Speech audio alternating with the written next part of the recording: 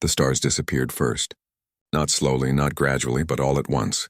300 massive ships emerged from the darkness of space, each one larger than anything humanity had ever built. They hung above Earth like dark clouds before a storm, blocking out the light from distant suns. Captain Jiho stood on the bridge of the UES Defiant, watching the monitors with cold eyes. His crew was silent. Everyone knew what those ships meant. The Vakrian hegemony had finally arrived. The communication systems across Earth crackled to life. Every screen, every device, every broadcast channel showed the same thing. A creature stood before them, tall and covered in dark scales that shimmered like oil. Its eyes were yellow and held no warmth. "Humans of Earth," the creature spoke in perfect English, though its mouth barely moved. "I am Supreme Commander Thelvax of the Vakrian hegemony. For 10,000 years we have brought order to this galaxy. 847 species now serve under our rule. You will be the 848th. Jiho's hand tightened on the edge of his command chair. Around the world, billions of people watched the same broadcast. In homes, in offices, in streets where crowds gathered around public screens. "You have 72 hours to surrender," Thelvax continued. "Dismantle your weapons. Prepare your leaders for transport. Accept your place in the natural order of things, or..." The screen changed. Footage appeared of a human colony on Titan, one of Saturn's moons. Buildings stood peacefully under the orange sky. Then light, blinding, terrible light. When it faded, everything was gone. 11,000 people, erased. "This is what happens to those who resist," Thelvax said. His voice held no anger, no emotion at all. It was simply a fact. "You have 72 hours. The broadcast ended. On the Defiant, nobody spoke for a long moment. Then the communications officer broke the silence. "Sir, we're receiving emergency channels from Earth Command. All military personnel are being recalled to duty stations." Jiho nodded slowly. His mind was already working through the numbers. Earth had 47 warships. The enemy had 300. Every tactical simulation he had ever run said this was impossible. Surrender was the logical choice. But Jiho had never been good at logic when it came to impossible situations. Across the planet, the reaction was chaos. The United Nations Security Council met in emergency session. Half the delegates argued for immediate surrender. "We can't fight this," they said. "Those ships could destroy our entire planet. We have to think about survival." The other half slammed their fists on tables and shouted about dignity and freedom. "They murdered 11,000 civilians as a demonstration. They're showing us exactly what kind of masters they'll be." Admiral Doyen sat at the head of the military command center, listening to the arguments through his earpiece. He was an old man now, with gray hair and scars from wars humanity had fought against itself. He had seen the worst that humans could do to each other, but he had also seen the best. "Admiral," his aide said quietly, "the council is waiting for your recommendation." Doyen looked at the tactical display. 300 enemy ships, 47 human ships. The math was simple. The decision should be simple. He thought about the footage from Titan. 11,000 people who had been going about their lives. Working, loving, dreaming, gone in an instant just to make a point. He opened the communication channel to the Security Council. Every delegate stopped arguing. Every eye turned to the screen showing his face. "They want to know if we'll kneel," Doyen said. His voice was calm, almost conversational. "They think showing us that footage will make us afraid. They think we'll choose survival over everything else." "What are you saying, Admiral?" one delegate asked. Doyen smiled, but there was no humor in it. "I'm saying they just answered an important question. Now we know who dies first." The words spread like fire. Within minutes, the statement was everywhere. On social media, on news broadcasts, whispered in bunkers and shouted in streets. Now we know who dies first. In the Hegemony fleet, Thelvax received reports of Earth's reaction. His advisors told him that the humans were mobilizing their military. The Supreme Commander was unconcerned. Every species did this. They made brave sounds and showed their teeth. Then reality set in. Then they knelt. "Maintain position," he ordered. "In 72 hours, their leaders will come begging for mercy." But deep in Earth's lunar facilities, something else was happening. Dr. Minji stood in a laboratory filled with alien artifacts. She was a xenobiologist, someone who studied alien life. For years, she had examined everything humanity had learned about the galaxy. "The Vakrians are predictable," she told the officers gathered around her. They've used the same strategy for 10,000 years. Overwhelming force, demonstration of power, demand for submission. It works because every species they've encountered values survival above all else. And we don't? Someone asked. Minji looked at the human history books on her desk. Books about wars and revolutions and people who fought when logic said they should surrender. We value survival, she said. But we value it less than they think we do. And that's going to be their mistake. On the Defiant, Jiho received new orders. Classified, eyes only. When he read them, he understood why. His ship was the newest in Earth's fleet, equipped with an experimental quantum drive. The kind of engine that could move faster and farther than anything else humanity had built. He called his senior officers to his quarters. "We've received a mission," he said. "It's voluntary. Anyone who wants to transfer off the ship can do so, no questions asked." "What's the mission, Captain?" his first officer asked. Jiho told them. When he finished, the room was quiet. Then one by one his officers stood up. "I'm in," the first officer said. "Me too," said the weapons officer. "Wouldn't miss it," said the navigator. "All of them. Every single one." Hana sat in the briefing room with the other members of Phantom Unit. They were special forces, the ones who did the jobs nobody else could do. The ones who went places where regular soldiers couldn't survive. She had been on Titan when the Vakrians attacked. She had been underground, in a mining facility when the strike happened. She had felt the ground shake. By the time she made it to the surface, there was nothing left. Her husband had been in the city. Her daughter had been at school. The commander laid out their mission. It was insane, impossible, suicidal. Hana raised her hand first. "I volunteer." 71 hours remained until the deadline. Across Earth, people went about their final preparations. Some prayed. Some wrote letters to loved ones. Some simply sat and watched the stars, watching the dark shapes that blotted them out. But nobody talked about surrender anymore. The Vakrian fleet maintained its position, confident and patient. They had done this 847 times before. The humans would break. They always broke. On the Defiant, Jiho watched his crew prepare the ship for departure. They were checking systems, running diagnostics, saying private goodbyes to people on other ships.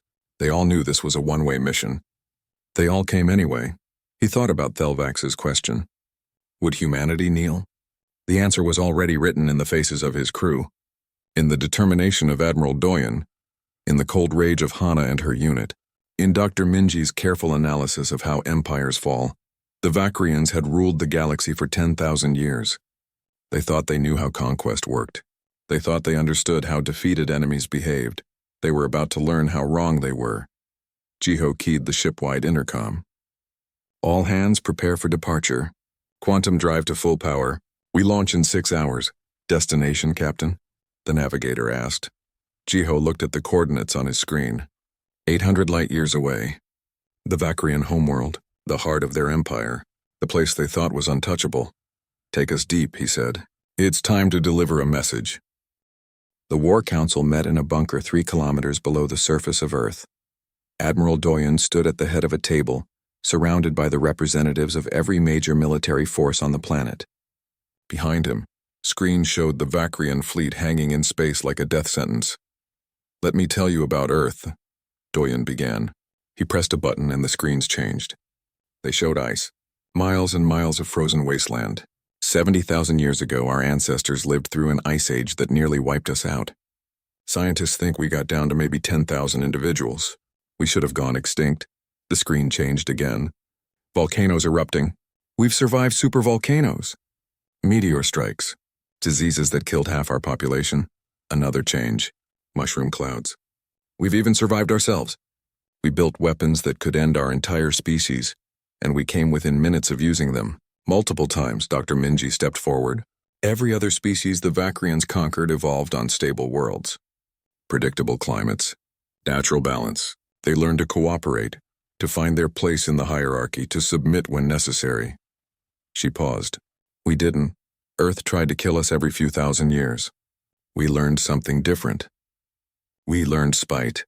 A general from the European Defense Force laughed, but it was a bitter sound. Spite, that's our secret weapon? Yes, Doyen said simply. The Vakrians think we'll choose survival over freedom. They're wrong. We've proven again and again that we'd rather die on our feet than live on our knees. That's not because we're brave. It's because something in us breaks when we're forced to submit. We'd rather break everything else instead. The screens changed once more. This time they showed psychological profiles. Vakrian psychology. Dr. Minji has been studying them, Doyun continued. Tell them what you found. Minji brought up charts and graphs. The Vakrians understand hierarchy. It's built into their biology. In their society, if you're stronger, you deserve to rule. If you're weaker, you deserve to serve. It's not cruel to them. It's just nature. They genuinely don't understand species that think differently. What does that mean for us? Someone asked. It means they've never faced an opponent willing to accept mutual destruction, Minji said. Every species they've conquered did the math. Surrender meant survival, even if it meant slavery. Fighting meant extinction. So they surrendered. She looked around the room. We're going to do the math differently. Doyen pulled up a new document. This is our new doctrine. We're calling it the doctrine of acceptable losses. We're not trying to win a conventional war. We can't. They have 300 ships. We have 47. In a straight fight, we lose, so what's the alternative? A Chinese admiral asked. We make victory cost more than they're willing to pay, Doyen said. We don't try to destroy their fleet. We try to make them understand that conquering us will hurt them more than leaving us alone. Every ship they destroy, we take 3 of theirs with us. Every battle they win costs them dearly. Every day they spend here costs them control somewhere else. The room was silent as everyone processed this. Finally, someone spoke up. You're talking about a war of attrition. Those take years, decades even. We don't have decades, Doyen agreed. So we're going to compress the timeline. Make them feel decades of pain in weeks, Dr. Minji. She pulled up her next presentation. I've been preparing a broadcast. It's going to every conquered species in the hegemony, all 847 of them. I'm not asking them to help us. I'm just telling them our story, showing them that resistance is possible. You think that will work? The European general asked skeptically. I think the Vakrians have been lying to those species for 10,000 years, Minji said. They've been saying resistance is futile, that their power is absolute. We're going to prove that's a lie. And once we do, the hegemony will have bigger problems than just us. Doyen moved to the tactical display. Here's how it plays out. In 6 hours, Captain Jiho and the Defiant will depart for the Vakrian homeworld. It's a one-way trip. His mission is to prove that nowhere is safe, not even their most protected systems. He pointed to another section of the display. Meanwhile, Hana and Phantom Unit will infiltrate the hegemony command ship. They're not going to assassinate Thelvax. That would be too simple, and it might make him a martyr. Instead, they're planting a quantum beacon. Every movement that ship makes will be broadcast in real time to every species in the galaxy. Why? Someone asked. Because we want everyone to watch the hegemony retreat, Doyen said with a cold smile. We want every conquered species to see that these supposed masters can bleed, can run, can fail. The plans continued to unfold. Earth's defensive platforms would appear to shut down, making the Vakrians think humanity was surrendering. But those platforms were decoys. The real weapons were hidden on the far side of the moon. Railguns powerful enough to punch through Vakrian shields. When do we spring the trap? The Chinese admiral asked. The moment they get comfortable, Doyen said. The moment they think they've won. In another section of the bunker, Hana briefed her team. Phantom Unit consisted of 20 operators. All of them were veterans. All of them had lost someone to the Vakrians. The Eternal Dominance is Thelvax's command ship, Hana explained, showing a hologram of the massive vessel. It's 3 kilometers long. Crew of 50,000. Getting in will be hard. Getting out will be impossible. One of her team members, a man named Jin Yung, raised his hand. So we're not getting out? No, Hana said simply. But we're not dying for nothing. We plant the beacon. We make sure the whole galaxy watches what happens next, then, she shrugged, then we make ourselves as expensive as possible. Nobody objected. They had all volunteered knowing it was a suicide mission. Jin Yung just nodded and went back to checking his weapons. Hana thought about Titan, about the last message her husband had sent her. Just 3 words, love you forever. She had been underground when she received it. By the time she sent a reply, there was nothing left to receive it. The Vakrians thought that kind of loss would break humans, make them desperate to avoid more pain. They didn't understand that it worked the opposite way. That kind of loss didn't make humans afraid. It made them angry. And angry humans were the most dangerous thing in the galaxy. Back on the Defiant, Captain Jiho walked through the ship one last time. He stopped by engineering, where the quantum drive hummed with barely contained power.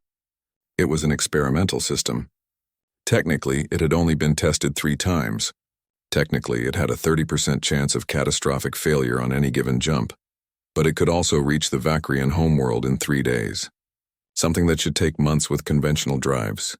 Beautiful piece of work, the chief engineer said, patting the drive casing. She was a woman named Unji, and she had helped design this system. Going to be a shame to blow it up. You know the plan, then, Jiho said. Captain, everyone on this ship knows the plan, Unji replied. We also know the odds. We're doing it anyway. She looked at him seriously. My son was on Titan, he was 6 years old. So yeah, I know exactly what we're doing and why. Jiho nodded. He had crew members from every continent, every background, but they all had one thing in common. They had all lost someone. Or they all understood what would be lost if humanity knelt. 20 hours remained until the Vakrian deadline. Earth's fleet began to move into position. To the Vakrians, it looked like a defensive formation, a last desperate attempt to protect the planet. Thelvax watched from his command ship and felt satisfaction. They were following the pattern. Every species did this. They made their stand. They showed defiance. Then when the actual fighting started and they realized they couldn't win, they would break.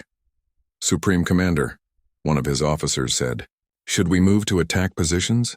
Not yet, Thelvax replied. Let them see our power. Let them feel the weight of our fleet above them. When the deadline passes, they'll beg for terms. But deep in his ship, something happened that his sensors didn't detect. A small stealth pod, barely larger than a coffin, attached itself to the hull. Inside, Hana and her team began cutting through the outer armor. On the moon's dark side, railgun batteries came online. They had been built in secret over the past 5 years, ever since Earth's first contact with the hegemony's scout ships. The crews that manned them had trained for this moment. Target lock acquired, the gunner chiefs reported. Waiting for fire command. Stand by, Admiral Doyen said. Let them get closer. Dr. Minji sat in the broadcast center, her finger hovering over the transmission button. The message was ready. It would bypass every filter, every jamming system the hegemony had. It would reach 847 conquered worlds. Are you sure about this? Her assistant asked. Once you send this, there's no taking it back. Minji thought about her research, about all those species living under Vakrian rule. Some had been enslaved for thousands of years. They had probably forgotten what freedom felt like. But she had also studied Earth's history. She knew that freedom once remembered was impossible to forget again. Send it, she said. The broadcast began with silence. Across 847 worlds, beings of every shape and description paused what they were doing. The hegemony's entertainment channels, work systems, even military communications suddenly carried the same signal. A human woman appeared on every screen. Dr. Minji looked directly into the camera. She appeared calm, almost serene. Behind her, images of Earth rotated slowly. Blue oceans, green continents, white clouds. My name is Minji, she began. I'm a scientist from a planet called Earth. You've never heard of us. Why would you? We're new to the galaxy. We only discovered faster than light travel 20 years ago. We have 47 warships. The Vakrian hegemony has given us 72 hours to surrender or die. On a mining world 3,000 light-years away, a crystalline being paused its work. The Vakrians didn't allow unauthorized broadcasts. This human woman shouldn't be able to speak to them, Minji continued. I'm not asking for your help. I'm not asking for anything. I just want to tell you a story. The story of my species. Because I think you should know what kind of beings are about to join you in slavery, or die refusing to. She gestured, and the images behind her changed. They showed ancient Earth, ice sheets covering continents. 70,000 years ago, the climate on our planet went crazy, Minji said. Ice covered most of the land. Our entire species got reduced to maybe 10,000 individuals. We lived in small groups, huddled around fires, barely surviving. Any reasonable species would have gone extinct. The image changed to show early humans, thin and desperate, but still fighting to live. We didn't, Minji said simply. We were stubborn. We adapted. We learned. We spread across a world that tried to kill us every single day. And when the ice retreated, we didn't just survive. We thrived. On a water world in the hegemony's core territories, an aquatic being watched with its pod. They had been conquered 6,000 years ago. They had long since accepted that the Vakrians were simply superior. That's how the universe worked. But this human woman spoke differently. Our history is filled with near extinctions, Minji continued. Supervolcanoes, plagues, disasters, and ourselves. We fought wars that killed millions. We built weapons that could destroy our entire planet. We came close to using them. Multiple times, she paused. But we're still here. Do you know why? She leaned forward slightly and her voice became intense. Because when humans are pushed to the edge, we don't just give up. Something in us breaks. And when we break everything else too. We'd rather burn the whole world down than kneel. It's not brave. It's not smart. It's just who we are. The images behind her changed again. Historical footage of human wars, revolutions, rebellions, people fighting against impossible odds. The Vakrians think we'll surrender, Minji said. They showed us footage of a colony they destroyed. 11,000 people gone in an instant. They think that will make us afraid. They don't understand that it did the opposite. She smiled, but there was no warmth in it. They've ruled this galaxy for 10,000 years. They've conquered 847 species. They think they know how this works. Show overwhelming force, demand submission. Every species does the math and surrenders. She paused. We do the math differently. On an industrial world where insectoid beings worked in factories, overseers started to shut down the broadcast. But it kept coming back. It bypassed every block, every filter. The human woman's voice continued. In a few hours, the deadline will pass. The Vakrians will expect our leaders to come and beg for mercy. Instead, Minji's smile grew wider. Instead, we're going to show them something they've never seen before. We're going to show them that there are worse things than death. The images behind her changed one final time. They showed Earth's moon, then the Vakrian homeworld, then star maps showing routes between them. By the time you see this, Minji said, our ships will already be in motion. We're not defending our planet. Not really. We're teaching the hegemony a lesson. Every world they treasure, we can reach. Every system they consider safe, we can strike. Because while they were building an empire, we were building something else. We were building spite. On the Eternal Dominance, Supreme Commander Thelvax watched the broadcast with growing fury. How is she transmitting on our secure channels? Block this immediately. We're trying, Commander, the communications officer said, fingers flying over controls. But the signal is everywhere. It's like it's coming from inside our own systems. The human woman continued speaking.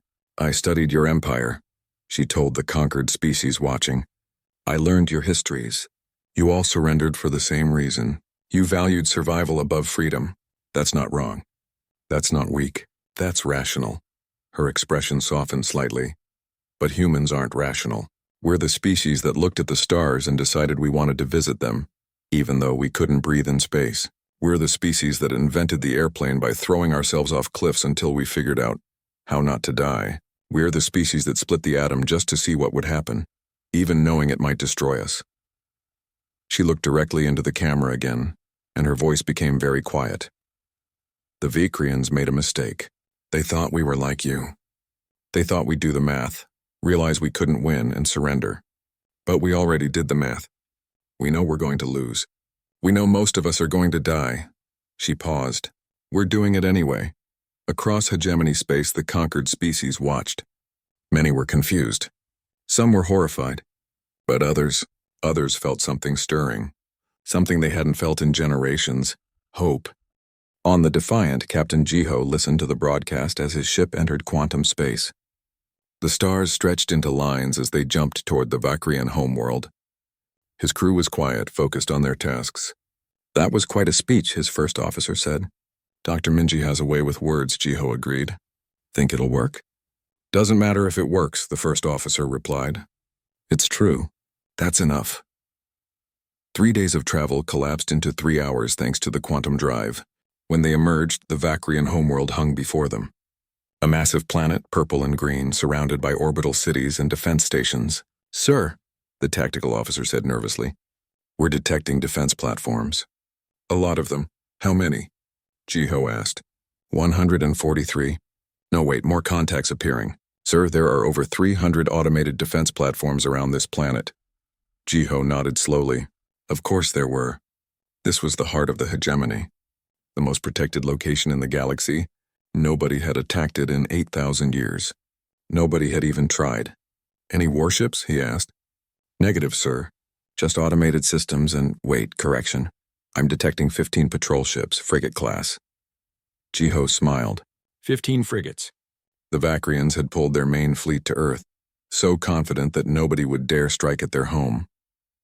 They thought their reputation alone would protect them. Open a channel, Jiho ordered. All Vakrian frequencies. The communications officer worked quickly. Channel open, sir. Jiho stood and straightened his uniform.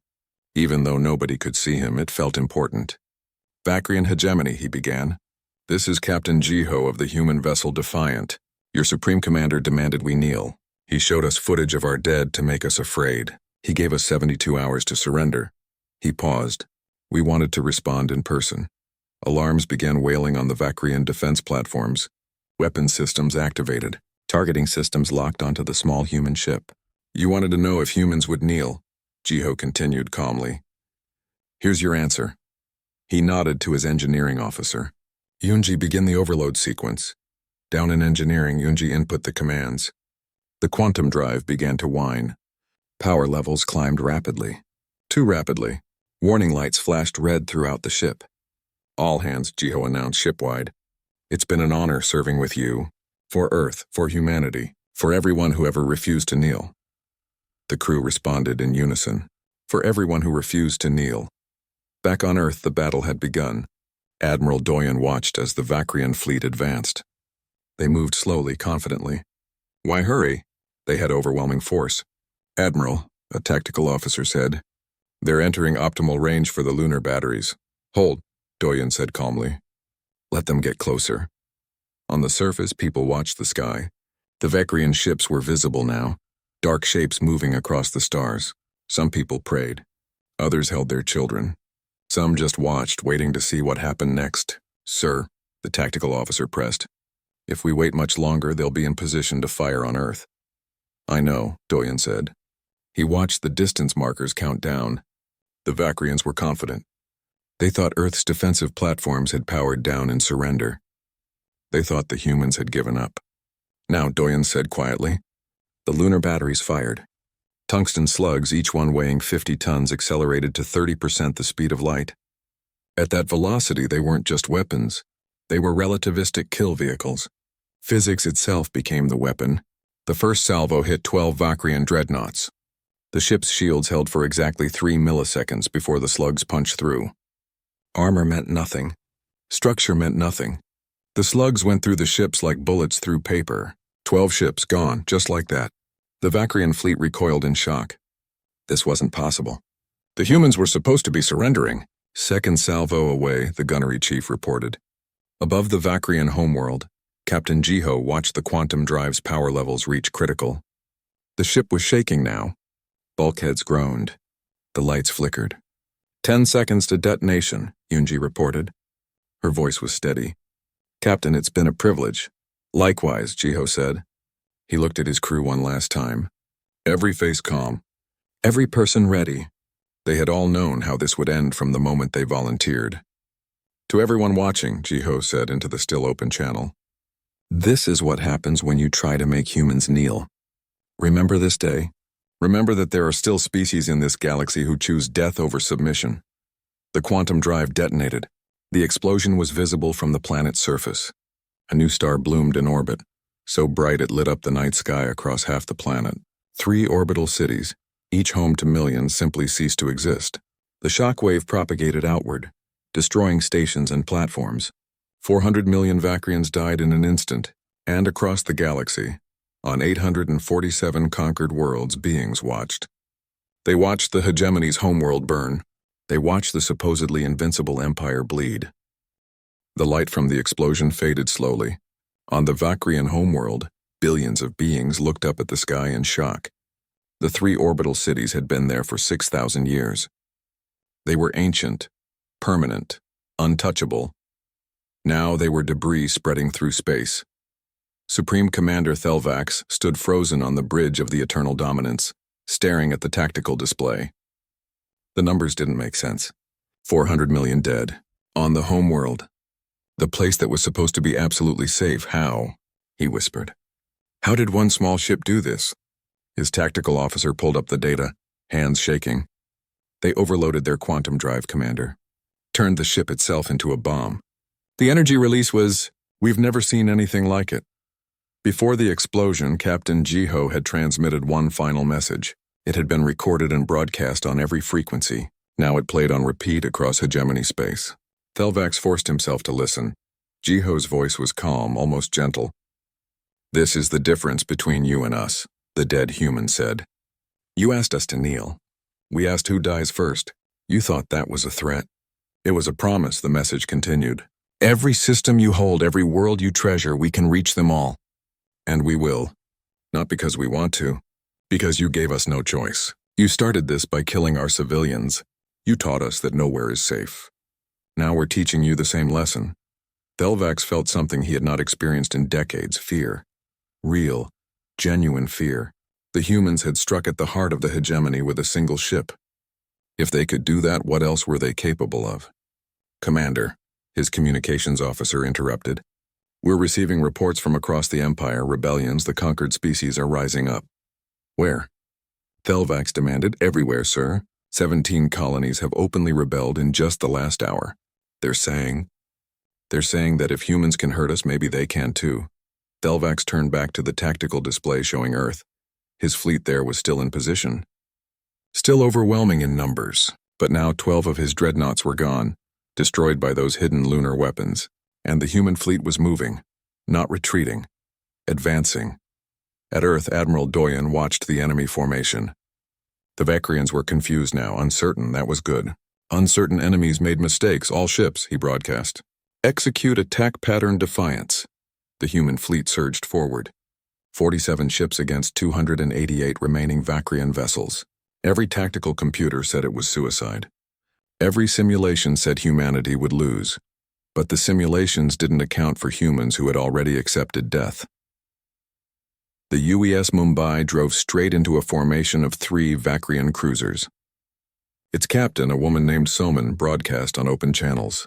For Titan, she screamed as her ship's reactor went critical. The explosion took all 3 Vakrian ships with it. The UES Sol followed moments later, ramming a dreadnought at full speed. Both ships died, but the dreadnought took 2 frigates with it when its ammunition stores exploded. The Vakrians recoiled. This wasn't how space battles worked. Ships were supposed to maneuver, fire weapons, try to disable enemies. They weren't supposed to just explode themselves. They're insane, a Vakrian ship captain broadcast. They're ramming us. Not every human ship resorted to ramming. Some fought conventionally, using their smaller size and greater maneuverability. The UES Sydney, commanded by Captain Tajin, danced between Vakrian fire. His weapons officer targeted weak points, engine sections, sensor arrays. They couldn't destroy the bigger ships, but they could hurt them. Make them slower, blinder. Target their command ship, Tajin ordered. I want every missile we have to hit the Eternal Dominance.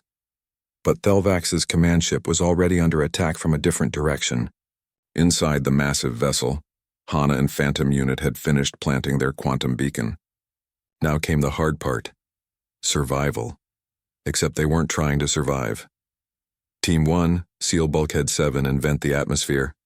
Hana ordered calmly. Team 2, overload the backup power grid. Team 3, with me. We're going to the bridge. Only 8 members of Phantom Unit remained alive. 12 had died breaching the ship or fighting through its corridors. But 8 was enough. They moved through the ship like ghosts. When Vakrian soldiers appeared, the humans didn't try to hide. They attacked. Every encounter was brutal and short. The Vakrians had better armor, better weapons, more numbers. But the humans had rage. Jin Young took a plasma bolt to the chest. He kept moving, firing his rifle until he collapsed. Before he died, he armed a grenade and threw it into a group of Vakrians. For my wife, he whispered. Hana felt each death like a physical blow. These were her people. Her team, her responsibility. But she couldn't stop, not yet. They reached a junction near the bridge. Vakrian elite guards waited there. The Supreme Commander's personal protection. 20 of them wearing powered armor and carrying heavy weapons. Well, Hana said to her 5 remaining team members. This is it. They attacked without hesitation. The fight lasted 40 seconds. When it ended, all 5 humans were dead or dying, but so were all 20 Vakrian guards. Hana lay on the deck, blood pooling around her. Multiple gunshot wounds. She could feel her life slipping away, but she could also see the bridge door ahead. Unsealed. Unguarded now. She crawled. Every movement was agony. Her vision blurred. But she kept crawling. The quantum beacon in her pack was still active, still broadcasting the eternal dominance's position to every species in the galaxy. They could all see the command ship retreating now. See it pulling back from Earth. Hana reached the bridge door and pulled herself up. Her rifle was gone, but she still had her sidearm. She raised it with a shaking hand. The bridge door opened. A young Vakrian officer stood there, staring at her in shock. "Message. For your commander," Hana gasped. Blood dripped from her mouth. "We're not afraid of you anymore." She collapsed. The sidearm clattered to the deck. The young officer stared at her body for a long moment, then turned and ran back into the bridge, shouting for medics. But the damage was done. Every species in the galaxy had watched Phantom Unit's beacon. They had seen a handful of humans fight their way through the hegemony's most powerful warship. Seen them die one by one, but never stop. On the bridge, Thelvax made his decision. "All ships withdraw. Full retreat." "Commander?" his second-in-command said in shock. "We still outnumber them." "Look at them," Thelvax shouted, gesturing at the tactical display. Another human ship had just rammed a Vakrian cruiser. "They're not fighting to win.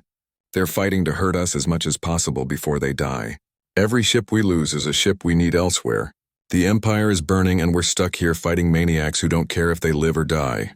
The Vakrian fleet began to withdraw. Slowly at first, then faster. They pulled back from Earth, regrouping at the edge of the system. Admiral Doyen watched them go. His fleet was in tatters. 29 ships destroyed. The remaining 18 were all damaged. 50 million people dead on Earth's surface from orbital bombardment. But the enemy was retreating. "Sir," his communications officer said quietly, "we're receiving a transmission. It's from Dr. Minji." Minji's face appeared on screen. She was in the broadcast center, which had taken a hit. Smoke filled the air behind her. "Admiral, the message worked. We're receiving confirmations from across the hegemony. 134 species have openly rebelled. The Vakrians are fighting wars on hundreds of fronts now." Doyen nodded slowly. "Captain Jiho succeeded?" "Yes," Minji said softly. "The Defiant is gone. But the whole galaxy saw what they did. Saw that the hegemony's homeworld can bleed. And Phantom Unit?" Minji's expression fell. "No survivors. But their beacon is still active. Every species in the galaxy watched them fight. Watched them die. Watched the eternal dominance retreat." Doyen closed his eyes briefly. So many dead. So much lost. But they had achieved something impossible.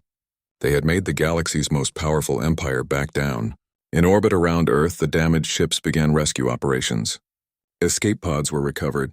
Wounded were evacuated. The living mourned the dead. On one of the refugee stations, a young girl asked her mother a question. "Why did they fight? Didn't they know they would die?" Her mother looked out at the stars, at the debris fields that marked where heroes had fallen. "They knew," she said quietly. "But they also knew that some things are worse than dying. They knew that if we knelt once, we'd never stand up again." Across the galaxy, the Vakrian hegemony scrambled to contain the damage, but it was too late. The illusion of invincibility was broken. Species that had been slaves for thousands of years suddenly remembered what freedom meant, and they wanted it back. On a mining world, crystalline beings stopped working. When their Vakrian overseers ordered them back to their tasks, they refused. All of them together. On an industrial planet, insectoid workers seized the factories. They transmitted a simple message, "We saw the humans fight. We can fight too." On a water world, aquatic beings destroyed the hegemony's control stations. They drove the Vakrians into space and reclaimed their oceans. One by one, like dominoes, the Empire's colonies fell into chaos. And at the center of it all, Earth stood, bloodied, damaged, but unbowed. Supreme Commander Thelvax sat in his command chair and finally understood the truth. Humanity hadn't needed to win the military battle. They had only needed to win the psychological one. They had needed to prove that resistance was possible, that the hegemony could be hurt, that no empire, no matter how powerful, was truly invincible. The humans had asked a simple question: who dies first? And in answering it, they had changed the galaxy forever. 3 weeks after the Battle of Earth, the galaxy was unrecognizable. Reports flooded in from every corner of hegemony space. The empire that had stood for 10,000 years was collapsing. 134 species in open rebellion had grown to 207. Then 312. The Vakrian military, designed to conquer new territories, found itself fighting desperate defensive actions across 1,000 worlds. Admiral Doyen stood in the rebuilt command center on Earth, watching the tactical displays. Each red dot represented a rebellion. There were so many red dots now that some regions of the map were solid red. "Sir," a young officer said, "we're receiving another request. The Iliani want to know if we'll accept them into an alliance." The Iliani, Doyen mused. Weren't they the first species to contact us after the battle? Yes, sir. They controlled a mining world in the outer territories. They rose up 3 hours after watching the Defiance attack on the Vakrian homeworld. Doyen pulled up their file. The Iliani were a bipedal species covered in soft fur. They had been conquered 300 years ago. The hegemony had used them as miners, workers, servants. They had never resisted before, but they had watched humans fight. Watched humans die. Watched humans refuse to kneel, and something had changed. Tell them yes, Doyen said. But make it clear. We're not replacing one empire with another. This is an alliance of equals. They govern themselves. We defend each other. The officer nodded and went to send the message. Doyen turned back to the displays. An alliance. It was a strange word in galactic politics. For 10,000 years, there had only been rulers and subjects. The Vakrians didn't understand partnership. They only understood hierarchy. But humanity had been building alliances for millennia. It was how they survived, how they thrived. In another part of the command center, Dr. Minji was in her element. She had become Earth's unofficial ambassador to the galaxy. Every day, new species contacted her. Some wanted military support. Others wanted advice. Many just wanted to talk to someone who understood what freedom meant. Right now, she was speaking with representatives from 7 different species via hologram. They all looked different, crystalline, aquatic, gaseous, insectoid, but they all had the same questions. How do we fight them? Asked the crystalline being. The Vakrians have weapons we can't match. You don't need to match them, Minji said patiently. She had given this speech a dozen times now, but she never got tired of it.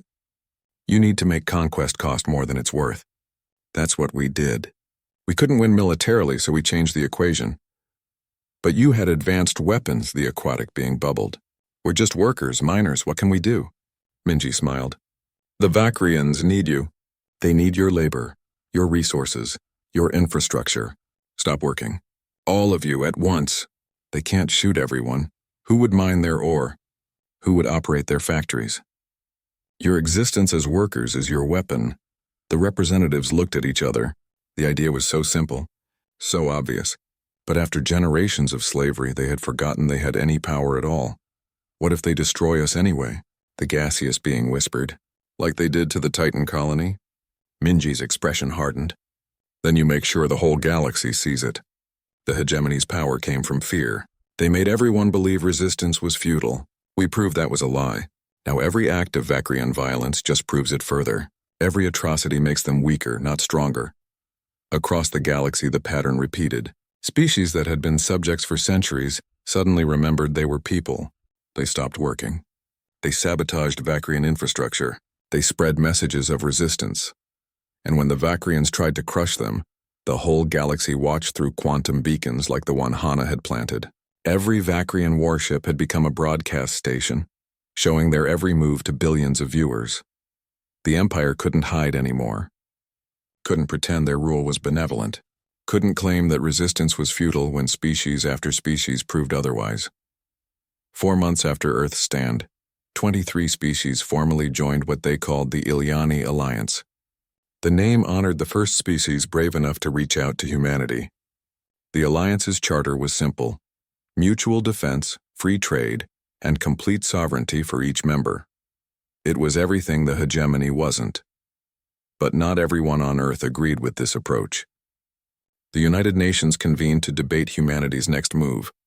Some delegates wanted to press the advantage. Strike at the Vakrian homeworld again. Finish what they started. Admiral Doyen listened to the arguments, then stood to speak. The room fell silent. He had become something of a legend after the battle. The admiral who made an empire blink. "I understand the desire for revenge," he said quietly. "I lost friends in that battle, family, we all did. But revenge isn't why we fought. We fought because they gave us no choice. We fought because the alternative was slavery." He looked around the room. "Now we have a choice. We could become conquerors. We have the momentum. The hegemony is weak. We could carve out our own empire, justify it by saying we'd be better rulers than the Vakrians." He paused. "But then what? How long before we're the ones demanding other species kneel? How long before we become exactly what we fought against?"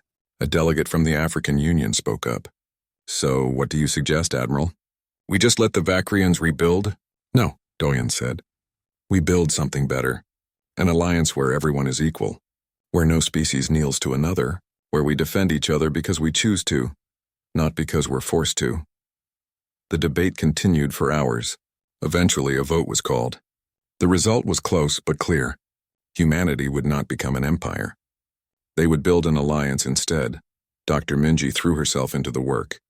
She traveled to alien worlds, met with resistance leaders, helped coordinate rebellions. She never carried a weapon, never threatened anyone. She simply talked, shared information, showed beings that freedom was possible. On a hot desert world, she met with the Tirani, a reptilian species that had been enslaved for 4,000 years. Their leader was old, his scales faded with age. "Why do you help us?" he asked her. "You've won your freedom. Why risk yourselves for strangers?" Minji thought about Captain Jiho, who died destroying the Vakrian homeworld. About Hana and Phantom Unit, who fought until their last breath. About all the humans who gave everything so others could be free. "Because someone has to," she said simply. "Because if we only fight for ourselves, we're no better than the Vakrians. They asked us to kneel and we said no. Now we're asking everyone else to stand up. We can't do that and then walk away." The old Tirani studied her for a long moment, then nodded. "Your species is strange, but I think the galaxy needs strange right now. Not everyone survived the transition to freedom. Some rebellions failed. The Vakrians, desperate to maintain control, destroyed 3 entire colonies as examples. Billions died. Each time, Dr. Minji broadcast the truth to the galaxy, showed the devastation, named the dead, made sure everyone knew what the hegemony was willing to do to maintain power. And each atrocity made more species rebel. The Vakrians were caught in a trap of their own making. Every show of force weakened them, but every show of mercy made them look weak. 6 months after the Battle of Earth, Supreme Commander Thelvac sat in his command center and faced the truth. The hegemony was dying. What remained controlled maybe 100 systems, down from 8,000. The military was exhausted. The economy was collapsing. He sent a message to Earth, a formal request for peace talks. Admiral Doyen, now retired but still influential, was asked to lead the human delegation. He brought Dr. Minji and 3 representatives from other Alliance species. The meeting took place on a neutral space station. When Thelvax entered the room, Doyen was struck by how diminished he looked. The proud Supreme Commander was gone. In his place was just an old soldier who knew he had lost. "We wish to surrender," Thelvax said without preamble. "Name your terms." Doyen studied him for a moment. "We don't want your surrender." Thelvax looked confused. "Then what do you want?" "We want you to understand why you lost," Doyen said. "You thought strength meant making others kneel. You thought conquest was the natural order. You built an empire on the idea that might makes right." He leaned forward. "We proved that was wrong. Not because we were stronger. We weren't. We proved it because we showed the galaxy that there are things worth dying for. That freedom matters. That being told you have no choice is never true." "So you'll destroy us?" Thelvax asked bitterly. "No," Dr. Minji said, speaking up. "We'll give you the same thing we're giving everyone else. A choice. Join the Alliance as equals. Accept that your species doesn't get to rule others. Learn to live alongside everyone else instead of above them." Thelvax stared at them. "You want the Vakrians in your alliance? After everything we did?" "We want everyone to have a choice," Doyen said. "That's the point." The hegemony fell because it only knew how to conquer. We're building something different. Something based on cooperation instead of domination. The peace talks took 3 weeks. In the end, the Vakrians accepted. They would retain control of their core systems, but give up all conquered territories. They would join the alliance and contribute to collective defense. They would pay reparations to the species they had enslaved. It wasn't perfect. Many in the alliance wanted harsher terms. Many humans wanted revenge for Titan, but Doyun held firm. If we punish them too harshly, we just create the seeds of the next war. Better to show them there's another way to live. 5 years after the Battle of Earth, the Iliani alliance included 76 species. The Vacrian hegemony was a memory. Trade flourished. Cultural exchanges became common. The galaxy, for the first time in 10,000 years, knew peace. Monuments were built on Earth to honor those who died. But humanity did something unexpected. They also built a memorial for Vacrian civilians who died when the Defiant exploded. 400 million names carved in stone. We don't celebrate death, Doyun explained at the dedication ceremony. We remember that war has cost for everyone. That's what separates us from the old hegemony. Dr. Minji traveled less now, but she still worked as an ambassador. She taught young diplomats from dozens of species how to negotiate, how to compromise, how to build consensus.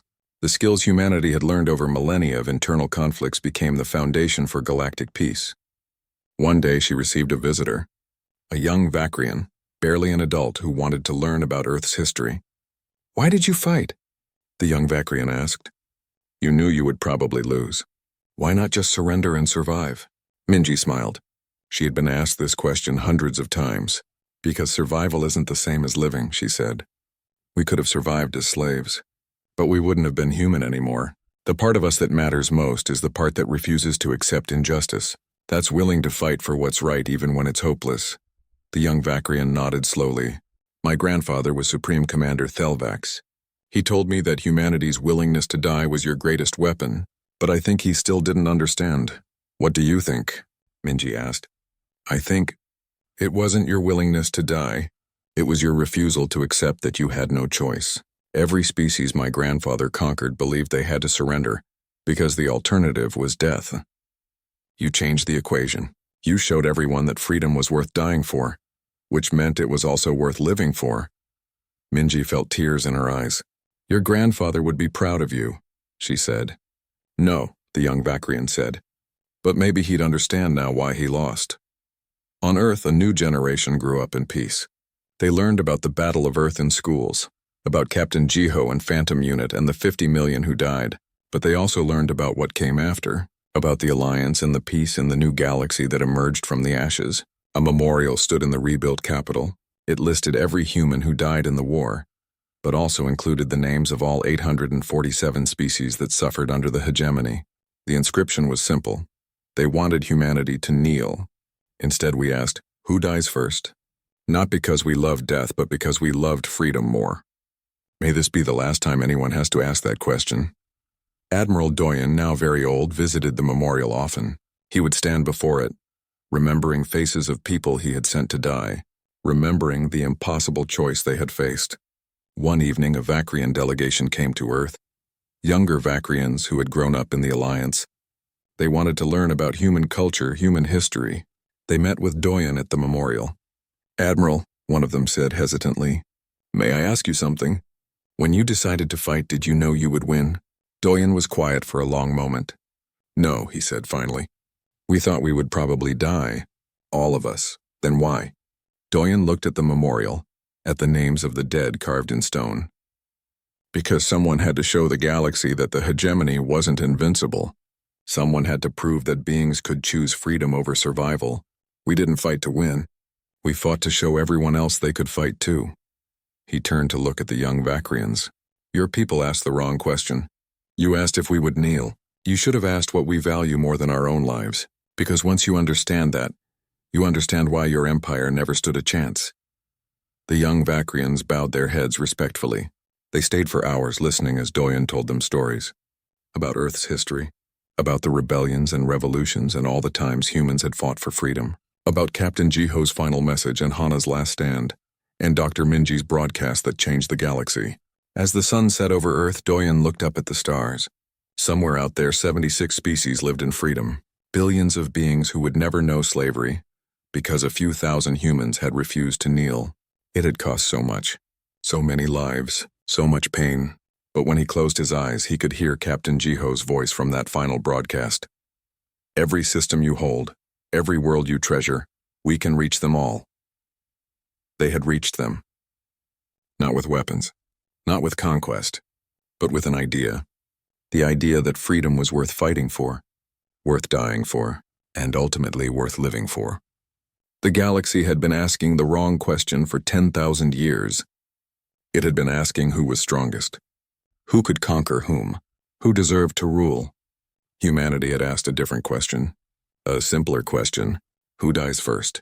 And in asking it, they had taught the galaxy that there were things more important than survival, more important than power, more important than empires, freedom, dignity, choice. These were the things worth fighting for. These were the things that made life worth living. And these were the things that, in the end, could never be conquered.